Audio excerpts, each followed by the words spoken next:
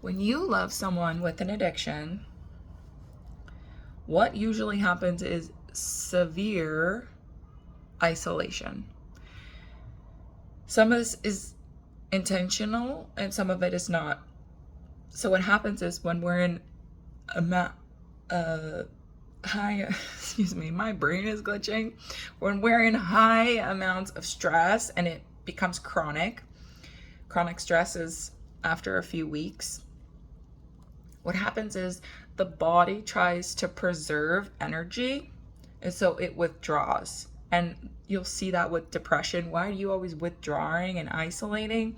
Is because the body is kind of preserving energy in all areas, as many areas as possible, so that we can focus on the problem.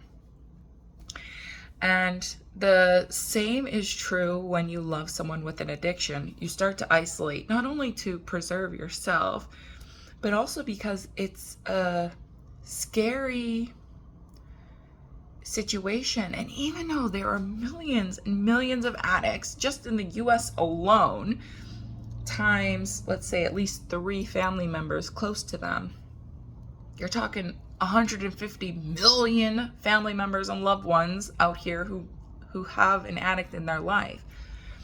There's lots of us out here, but sometimes within our orb, there's no one crossing in who has the same experience, or it's so shameful that you don't want to share that it's going on, because there's many reasons we don't share that information with other people, but we can, so in this terms, we can do this isolation to ourselves to preserve the energy, but we can also feel isolated from our community, from our friends, from just people in general, even our spouses. We can kind of feel separate from them because we can have different experiences of their addiction.